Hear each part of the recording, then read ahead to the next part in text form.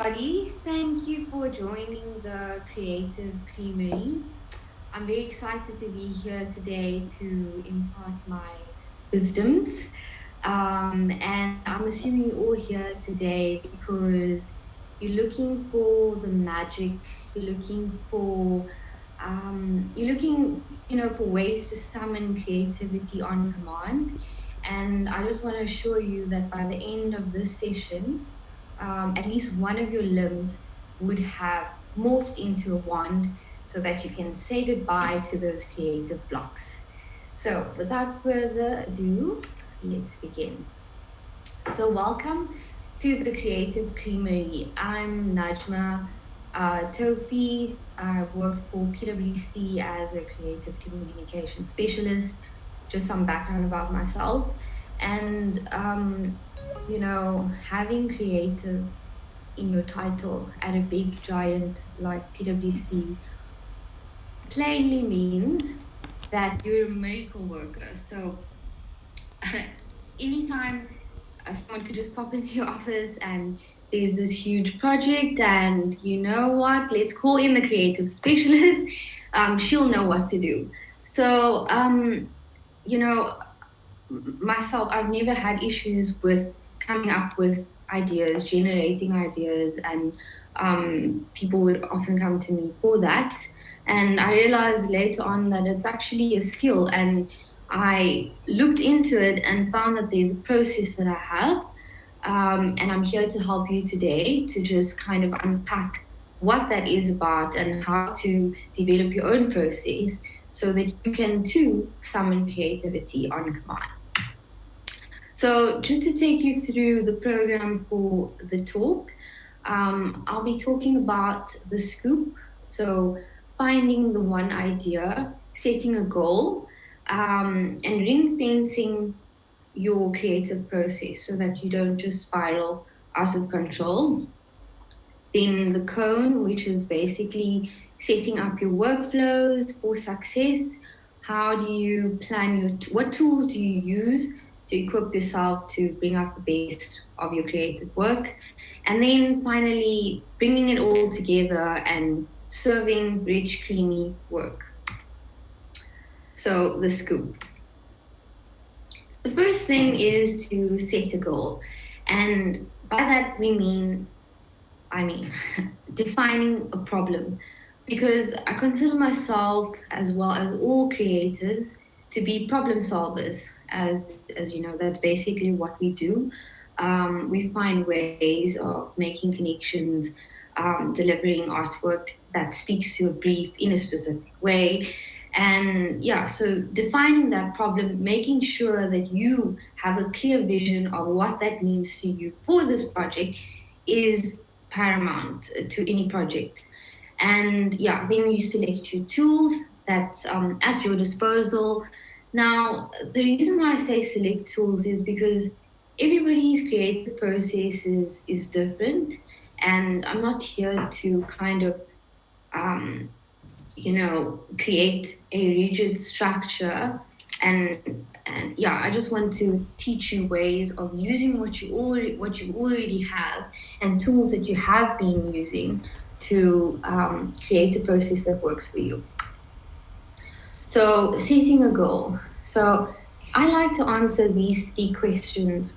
What is the purpose of the work? I know this might seem obvious, but in my process, I always make sure that I jot down what that is. So I always have sight of what I'm trying to achieve with the artwork. So, what is the purpose of the work? Who will the work speak to? Your target audience. Yeah, it's important to identify them. I like creating little doodles so that I have these visual representations of what the artwork needs to do and who it needs to speak to. And then also, um, if you are, if you the company, then you need to understand what are your values and what you can offer to solve this client issue. Okay. The next step is selecting your tools.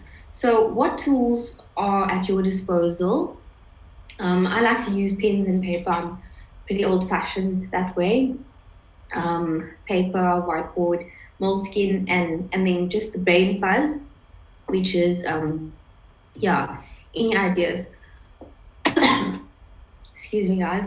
Please just bear with me. I actually have tested positive for COVID, so just bear with me if I'm not speaking my best at the moment. Yeah, so pens, paper, and brain fuzz. What I mean by brain fuzz is just any ideas, unfiltered ideas that you can just jot on a piece of paper.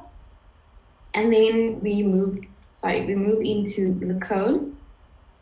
So the next step is setting up your workflow for success. So once you've got your tools that you are comfortable with using, you've got an idea.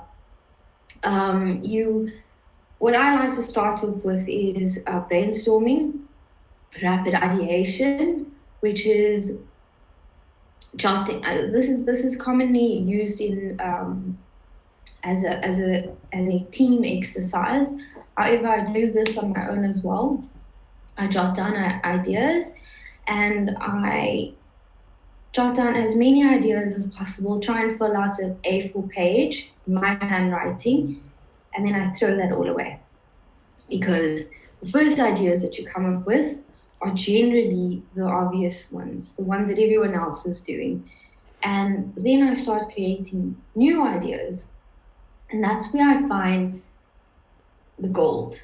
That's what makes my work stand out from everybody else's, is I find unique ways of um, solving a problem by simply doing that exercise, writing all my ideas down, and then starting with a new page of unique ideas. The second thing is making a connection.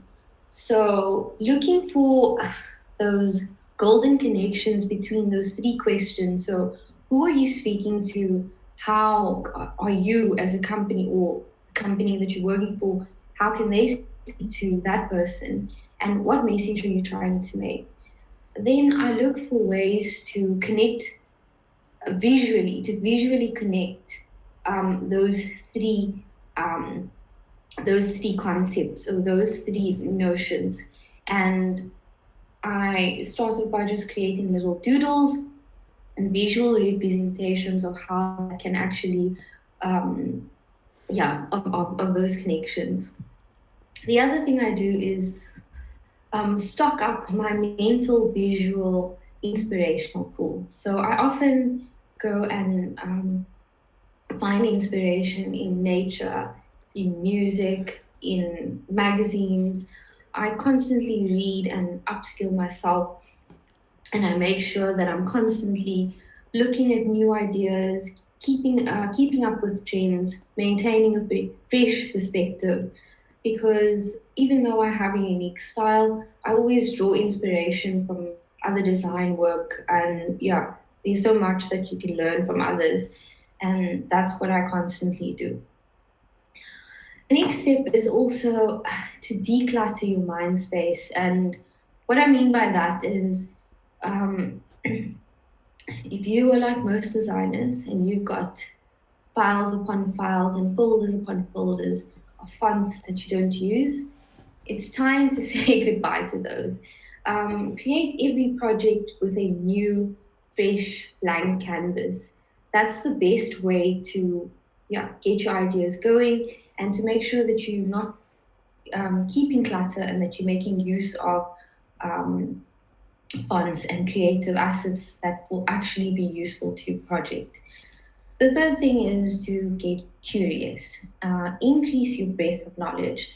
And by this, I mean explore, be curious, um, bring all the knowledge in every area of your life to the problem solving table, because what that does is it gives you a unique perspective. It allows you to make connections that's unique, that you would not be able to if you didn't have those two schools of thought that are backing you. And yeah, that's what I find is be a jack of all trades, despite the negative connotation attached to that. It's actually such an asset to have someone with that's multi-skilled, with multiple disciplines and background. It just helps with your problem solving abilities. Yeah. Um, the third part is designing a process. As I mentioned, rapid ideation, throw the first ideas away, make those unique connections, doodle, storyboard your concepts. And by simply doing this exercise, what you'll find is that there are many ways that many ideas will flourish from this process.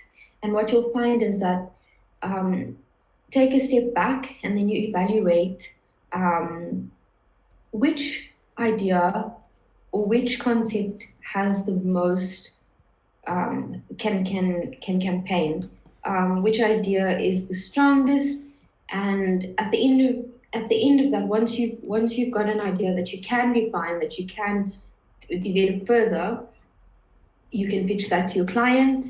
And yeah, as well as you'll have a pool of ideas backing you. If the first one doesn't work, you can always go back to this process, and that will allow you to quickly respond with a new idea that's different to the first one. And that's kind of how I've got through.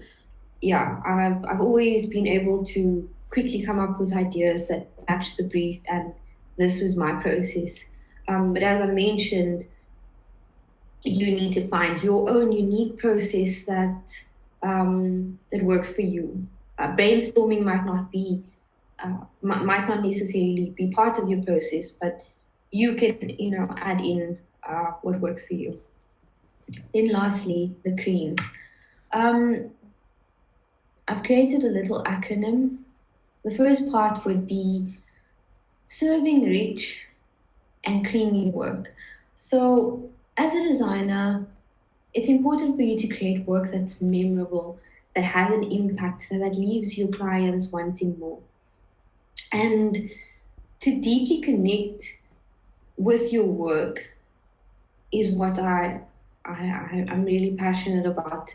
And, by making all these connections and then really bringing it in, that I feel is a really strong part of the process. The second is research. Always make sure that you delve into research, take a break, and repeat that. Obviously, within the time frame that is allowed, but definitely do your research. The third part is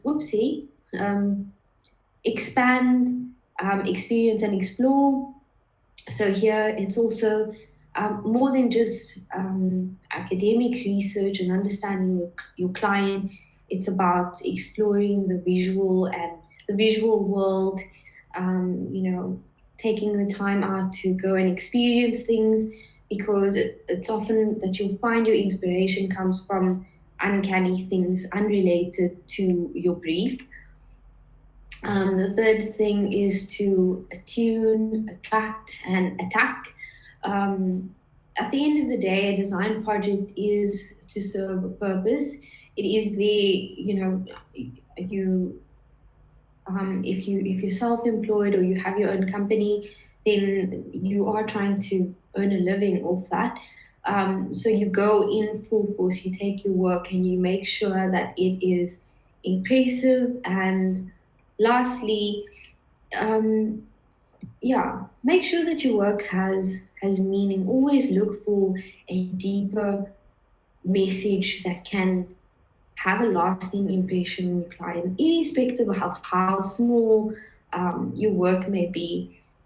It's always important for you to make sure that your work has meaning. Then lastly, just a few takeaways. Answer the 3 Qs, those 3 questions. Know who you're speaking to. understand what your message is, what are you trying to achieve with your work, as well as what you as a company or your client company can do to speak to that customer. Um, Find out what tools work best for you, and yeah, make sure that you set up a framework for yourself that will allow you to um, churn out work quickly and effectively. But the key takeaway from this whole talk is that design is a process, and the quicker you can master what your process is and what tools are at your disposal that you haven't necessarily used, yeah, bring them to the table as well, and always have a backup, yeah, a backup canvas where you can quickly sketch ideas and yeah, go back to. Um, and to end off, I just say, may the creative gods always be with you.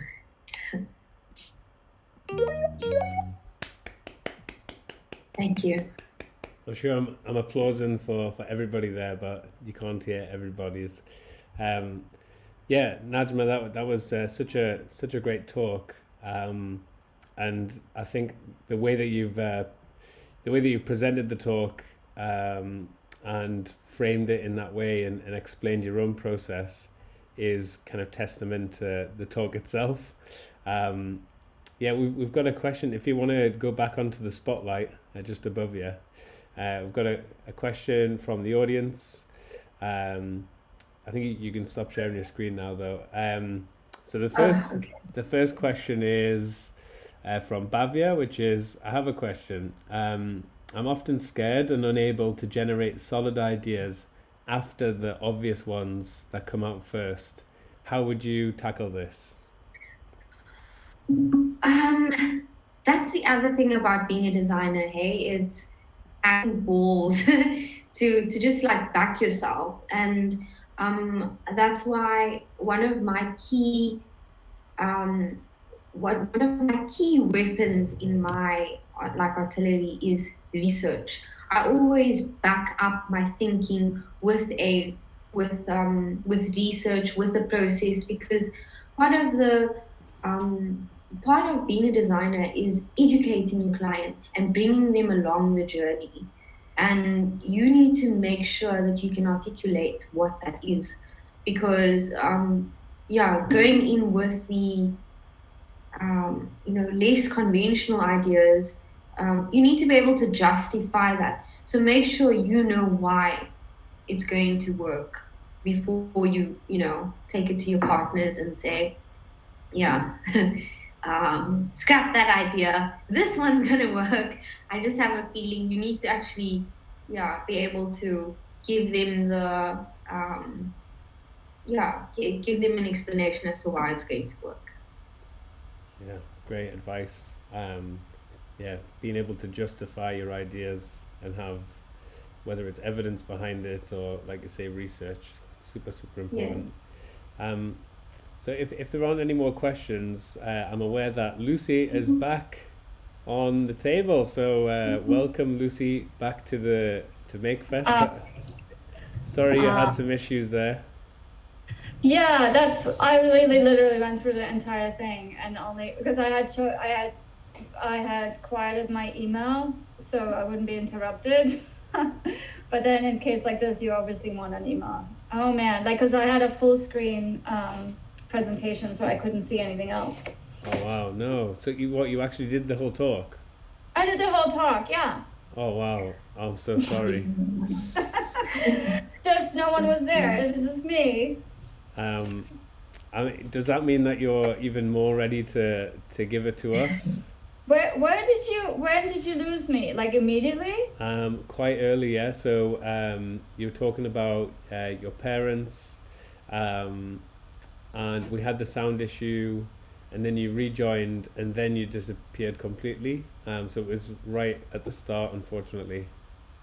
Oh no. Okay. Yeah. But yeah, did you have your second speaker? Yeah, so what we did was we weren't sure where you were, so I showed people the exercise, and Najma has just done her talk, and so I think we're all ready to hear your talk. But understand if you don't want to talk it through it again. But No, I can do it. I can do it. Yeah, you know what, I think what had maybe happened, because the cat jumped on the table in between them, maybe she turned me off oh and I no, did. But yeah, all right, so let's try again. yeah, Is it That okay works, to yeah? Okay. what? Say that again? No, I was gonna say whether we can wrap up our second speaker and then we can. Oh, sorry, Erica, I can't hear what you're saying. No, I was talking to Anton whether. You're muted. yeah. Sorry, Oh. Erica, it's fine. We're just gonna jump straight in, and then we can I'll wrap up after both. But yeah, no, Lucy, take us away where you left off. Like I say, it was pretty close to the start. Yeah. Again, apologies for that. I think we've seen the world map. That's where we were at. Okay. All right. So yeah. So my parents left Prague, and met in Budapest, where my mom, my brother, and I flew. I'm 3 years old here. My brother is 1, and we all flew together. And my dad drove, and this is sort of the car that we used. And am I here? Yep, you're here. Sorry, Okay, sorry. we're No, all this being- I came like this happened last time actually too. Like I heard a sound, and then I'm like, oh, everyone's here, and then all right, okay. Yeah, sorry about that. It makes a sound when somebody adds to the chat. Okay. Okay. And yeah. Maybe someone should add to the chat once in a while, then I know, because I can't see anything once I'm in this presentation mode. Okay. Well, I'll do some little comments. Yeah. All right. That sounds good. Okay. Here I'm in Venice. And then my dad got a job in Zurich. So the idea was to live in Zurich, and this was on road. They had to sleep in a park, on their way to Zurich. But then once they got in Zurich, the government told them that they will not get asylum, and they had to leave within 24 hours. And my parents would have gotten 15 years of prison. And so they were figuring out where to go next. And then they decided to go to Munich. And here my dad is hiding money in case they would have in the exhaust of the car, in case they would have been found out, and because they didn't actually have access to German marks. They had to you couldn't go into the bank and exchange German marks back in Prague, so they actually had to find like back ways to get money. So he is hiding that money. And in 1978, we settled in Munich, and my name changes to Lucy Eder. Eder is actually a very common Bavarian name, so they really try to assimilate and like the local culture. Here I am on my way to first grade. I wore a dirndl, and my brother is there. He wears a lederhosen. So they really try to fit us in and like wear the local clothes. The only thing is like no one was wearing that stuff. We were the only ones wearing it. Like all the other kids had regular clothes on. And in 1994, my parents decided to move to New York, and I decided to go and study at FIT. And FIT, I really thought about image and identity, and my thesis was about capitalism and self-alienation. So I created this large book that I silk-screened. And I had like these different things I would cut out and play with revelation and hidden elements, and sort of question our identity in a global society, and in search of our own identity. So here's some pages from overlaying like different elements from the book. But then after September 11th, I didn't have any prospects for work, so I decided to go to Barcelona, and I had like different job interviews that didn't work out. I had a really good time there, but then continued to Vietnam because I wanted to travel somewhere. And Vietnam, because of my parents' background, was always fascinating to me.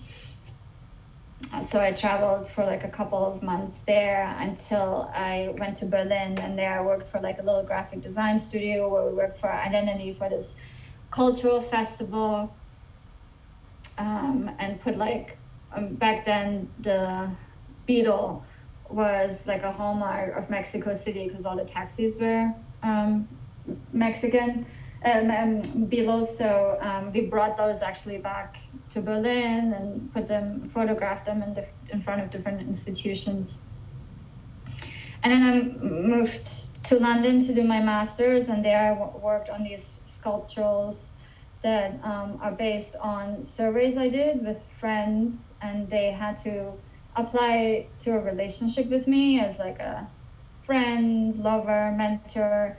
And here's a portrait of me. I always used to wear this blue hoodie, so a friend drew me like that, or different ways, and I asked them to describe me and describe their past relationships. Are we still here? We're still here, loving it. Okay, good. All right, Tokyo. I moved to Tokyo, and there I continued a project that I started in London. I photographed myself right when I wake up, and then when I put makeup on, I call it makeup wake up makeup, and I photographed 10 women, and I just really was interested in the private face that we have as a woman that we don't share with many people, and then compare it to the public face that we decide to portray, to share with outsiders. And in 2003, I moved to back to New York, and I married. So I changed my name to Lucy Kim. And to this day, people think I'm Korean if they don't see a picture of me. It's just a very common Korean name. So, I think all these experiences gathered are quite transformative, and they shape how I think and how I try to fit in. And for 20 years now, I've been thinking about what graphic design means to me. I love photography, writing, art and film, but what I love most is solving problems. And that's sort of where I see my purpose. It might be different for others, but that is where it's for me. And when I think about graphic design, I think really of it as like a beautiful and effective medium to help people, brands, and institutions define who they are. And with that, I come to things that transform. So my work and everything grew very organically, like a lot of outer events shaped it that, were not really personally influenced. So here I am, after a few years to really think about the definition of this journey and how I can shape it. So things transform are sort of these 10 principles that I created to help shape that path. And here I combine them with existing works to sort of showcase that. And I'm gonna, I'm gonna run through it a little fast. If you wanna see any of the work in more detail, especially the films, I'm not gonna play them fully, but if you're interested in any of them, just feel free to go on the website and check them out. So the first principle is birth. Nothing becomes everything. Every project emerges from a new exploration. It is unique, conceptual, and artistic. For the New York Times, we did this lollipop, create this large mold and put it in the freezer and then photographed it to create this sort of, real-time New York Times branding exercise. So this is 1. 2 is dialogue. Ordinary becomes transformative. We invite an open exchange of ideas that explore new thinking and innovate. We believe in engaging conversations that are deliberate and determined. Living Form is a Japanese contemporary arts and crafts platform. They showcase new artists and they work often with traditional techniques, but create new really contemporary objects. And we named it Living Form, living being for the human and form for the objects that they create. And this is all based on this Japanese principle that connects three elements. And here we use the triangle for future, the circle for present, and the square for the past. And that sort of shapes the logo and how everything comes together. So these are just, here you can see the logo rotate a little bit. Number 3 is trust. Void becomes overt. Our expertise and experience forms a solid foundation for all that we create. Trust the process, believe in our partnership. And this is for a tech startup. They created the first molecular printer, and Kana really tries to shape how we consume and reproduce. The idea is that you buy this printer and you just pour water in with a capsule. You can decide what kind of wine you want to drink or what kind of beer you want to drink. So it leans towards like an infinite possibilities, because you can really, have all the different grapes, like mimicking different grapes and everything. So we really wanted to transform the sea into something infinite. So here's the sort of idea, letter form and infinity becomes transformation. And then the idea of changing the world and magical and everything fell into that. So we created this animation that sort of loops around the world and becomes something new and ideal and colorful. And that's mainly seen on the printer when it's loading, and then how it would live in the outside world. And then to introduce it, we created this manifesto that would get printed, and people could really discover them through their purpose. Number 4, intent. Weak becomes determined. All projects are pursued with definite goals. We want to partner with people who have deeply considered their purpose and their road ahead. The Art of Travel is a boutique travel agency educating the mindful traveler while sustaining local culture. So we created a logo for them that sort of resembles a compass. So it's pointing you to the right direction, and it consists of the letters AOT, their acronym. And we created also a pattern that was supposed to represent their network that they have.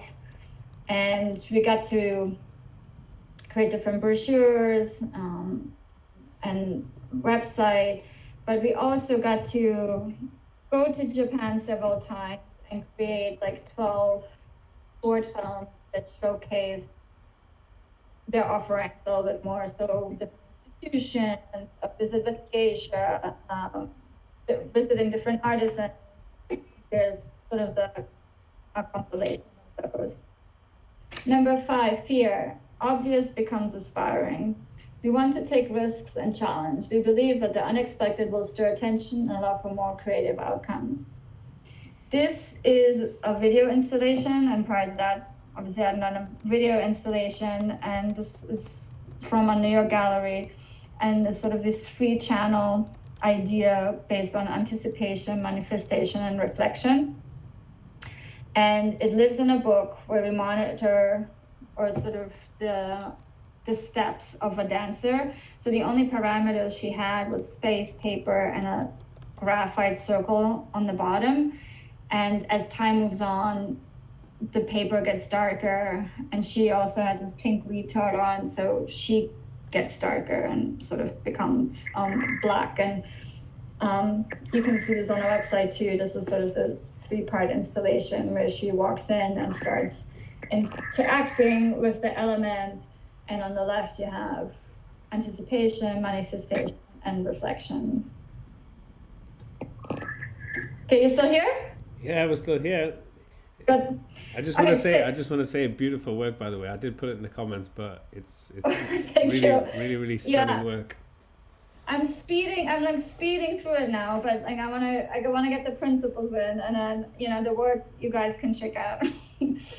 Boundaries, aimless to define. Our goals form a strategy which in return informs the creative and visuals. The research and analysis create clear parameters for all projects. This is a fashion designer, and we created these mini sculptures we call them creatures, out of our accessories, and they were put on posters and went all the way around New York, and we created a lookbook, and then they went on an Instagram campaign where we created this advent calendar. So like from December 1st to December 24th, we would reveal like a different creature and the dresses and on these different girls. And on the 24th, there's like a big highlight where she appeared. 7 is flux. Static becomes engaging. No project or relationship exists in a vacuum. There's always room to adapt and grow. We never stand still and advance together. And here we're taking the not standing still, like literally. We receive flat shape tags of like these photographs, like, and we decided to transform our. This one plays really loud, so I'm just moving on. We transformed our studio into like this makeshift dark room, so make like these elements more dynamic and more engaging, rather than showing flat images on the website. They got to show this film. Number 8 becomes ideology. Is ideology empathetic turns to passionate. We love what we do. We work with people who love what they do. This is the foundation for creating honest relationships that result in valuable and true outcomes. Blonde Redhead is a band, indie band here in New York, and Kazu, she's definitely very spirited and engaged, and her passion is actually quite infectious. So we worked really close together. She would spend like hours in the studio, and we just play around and sort of came up with this idea of this playful reveal, typography and dots and lines on her album cover. So initially you don't see anything, and then as you peel stickers off, you get to see the lyrics. And then create this board that made it on like different stickers and t-shirts and elements. The mine is loyalty. Alone, we become united. We value and nurture our relationships and inspire to make new ones. We want to bring people together and create meaningful outcomes with inspiring thoughts.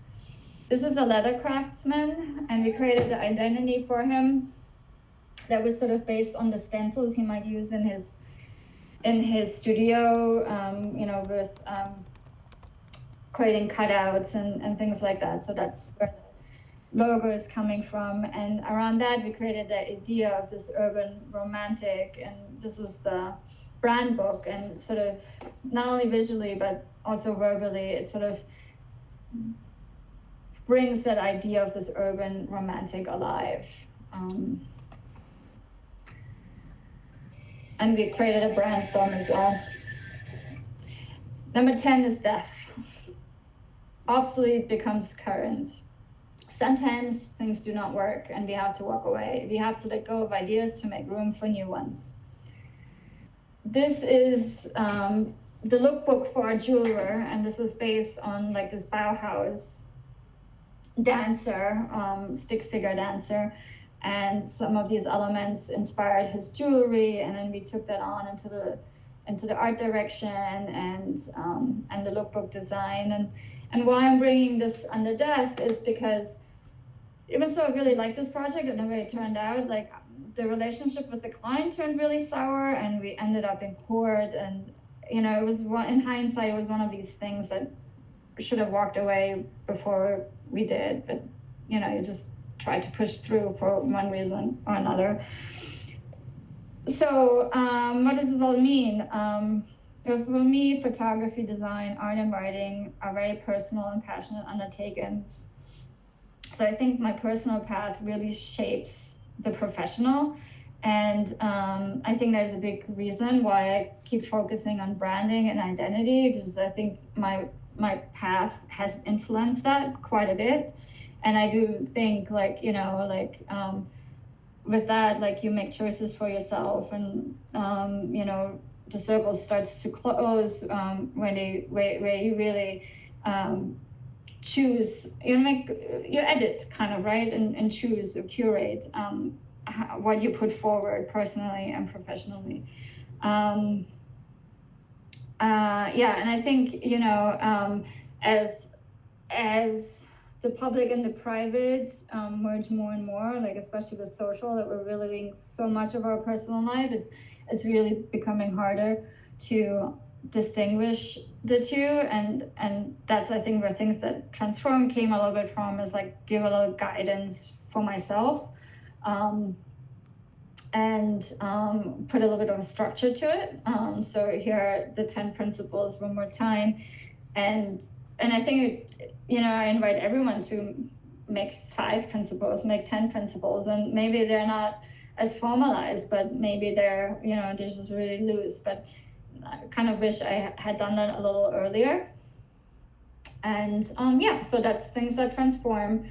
And here's the website, myartstudio.com. The Instagram is also myartstudio. And I also have another project, Clementine Journal, that's kind of open for participation, and invite you to check it out. And that's the share. Amazing. Well, you get a double applause for doing your talk twice. That's the first time that's happened. So I know. I was like, yeah, I'm sorry, guys. It's just really like once I went into full screen mode, I couldn't hear anything. Yeah. Yeah, can't be avoided sometimes, especially with pets. So we have some questions. One is, will you be sharing the deck, because it's filled with amazing things and people in the audience would like to look at it? Oh, yeah, I can do that. I didn't think about that. Yeah, I can make a PDF. I would just do that with this disclaimer that it wouldn't be shared out further. Yeah. 100%. Oh, yeah. And I had a question as well. I had a few questions. Well, first off, what's your cat called? So the cat is called Penny, and it's not my cat. I'm just babysitting it. Oh, okay. Well, Yeah. naughty Penny. Naughty pet, yeah. Well, I've got a couple of questions. The first one is, what's the role of graphic design today? And the second one is, how did you come up with these principles? Any advice to create principles? Yeah. I think the role of this graphic design, it's kind of getting broader, right? It's like I think the fields have expanded quite a bit. Like they've I think when we started with letterpress, and like you kind of started with graphic design to making books and making information more just like digestible and then easier to spread and have access to. Like I think like for now the role of it has become to engage, right? Like whether it's to engage with the brand, whether it's to engage with content, whether it's to engage or stimulate, like but I think that's sort of where we are now. Like it's more like I think it has come to always being like a call to action almost, right? Like to stimulate in some form of way. Like I think it's, for me, it's really closely tied to like capitalism, or like and then how do you create your principles? That's a good question too. I think here's Penny. I don't know if there's she is. Like, hi Penny. There's Penny. She's been lonely. So yeah, that's a good question. These 10, yeah, and obviously, they've been revised and I've looked at them over several times. Like they didn't come to me in one go. Like it's not like I sat down and like, here are 10 principles. Like you just have to think about what's important to you and what's joyful. Like I think that's what's at the core of it, that I really thought about, like, how do I want to work? How do I want to engage with the people that work with me, and what's joyful? And I think where I have dialogue, I think that's one of the most important ones for me, where I'm thinking, I want to be looked at as a peer and with my clients, and I want to engage in like meaningful conversations to get to needed results. And sort of these are the questions I asked myself, and these are the questions that I kind of investigated, and in order to come to those 10 principles. Yeah, brilliant. Yeah, that was it from me. There was another question. Is your partner Korean? Where does the name Kim come from? He's Korean, yeah. He's American Korean. Okay. And then another one, do you use these principles per project or per client, or these, bigger principles than that? Yeah, I think you know, it's, and this is like, you know, to be truthful, it's not like I look at these 10 principles and are like, okay, does every client check off these 10 principles? But ideally, like, you know, when a client comes on, like there's one big outcome, I think this will explain it nicely, that came from it, like where I now ask every client when they come if they have a business plan. Like there's a lot of like startup new businesses that are coming to me, and you know, that are looking for work, and since I created these principles, I'm asking them like, all right, so what happens after we have completed the work together? Like, what's your business plan? Like, how are you gonna continue out in the world after sort of our project is completed? And I think that has become very important to me, because I've also realized that, you know, people, like some people don't take it as seriously, or they don't have an idea, or like, you know, like one of these clients I had like a while ago, you put so much effort into it, and you know, like you put a little bit of your soul into it, and especially with some of these jewelry startups, they're very personal, right? It's like usually a woman that starts it, and it's sort of her new passion or her new baby, and I remember like this one company, they started out, and I asked them if they're gonna have PR, and they said yes, and you know that they have a full plan. And then when we finished the project, they're like, oh, you know what, we're gonna do the PR ourselves. And then you realize like it's just not gonna go anywhere, right? Like, so then becomes a question for me. It's like, well, if I put my heart and soul into it, that you, as you ask, how are you going to use it afterwards? Because if you're then just gonna, you know, sit on it, then it's not a project for me. So this is one of those questions that, or things that, you know, I took away from that. Yeah, that's super interesting. I think that's great advice as well. It's more about what questions do you ask yourself. That's what ends up defining what's important to you. It's like, what is joyful to me? How do I want to spend my days? Yeah. How do I want my work to be out there in the world, and what impact do I want to have? Then asking yourself those questions, you can somehow get to some of those answers. Lucy, thank you so much. I'm so grateful for you and for Najma for your amazing talk as well. Really super creative approach. So yeah, we'll be sharing this recording in MakeFest as well, so it'll be shared around with everyone that's signed up to MakeFest. And yeah, please follow Lucy, follow Najma, visit their websites, follow them on Instagram, whatever, just to keep in the loop. And for those of you, there's still 10 of us here on the call, so for those of you that have the time, we still have a bit of a creative exercise we could do together. But obviously, feel free to sign off if you like. But for those who want to, I'm going to share my screen, and we're going to jump over back to the Figma file. So Lucy, you weren't here, I don't think, but I'll quickly explain. So in the chat, there's a Figma link to FigJam, and I'm going to share my screen and show you what this is all about. So basically,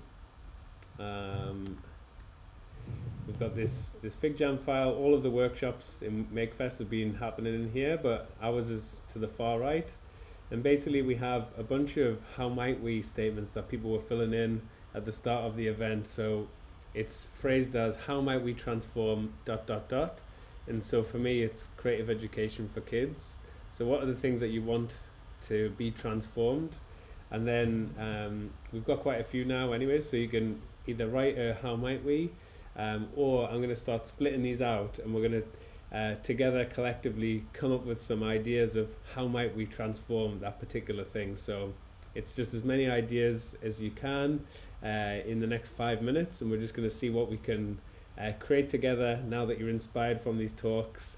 And yeah, then hopefully, you know, some good ideas will come from that, and we can share it around the wider community, and you never know, some project might actually come out of it. So I'm going to put on some music, and like I say, anyone that's still here, let's get into it. Write some how might we's, or I'm going to split these out across, and you can start adding some post-its around the how might we's. So have a little read, the ones that jump out to you. Start writing down some ideas. Just if you haven't used FigJam before, this is a little post-it note tool down at the bottom. So you just click and drag, you can add it. So what's this one? How might we transform the sustainability crisis of today? Okay, so I'm gonna randomly come up with an idea. Educate young people in engaging and creative ways to solve sustainability issues. There we go. First idea done in 5 seconds. So you get the idea. Any questions, or are we happy to spend 5 minutes coming up with ideas? I'm going to take your silence as you're ready. Okay.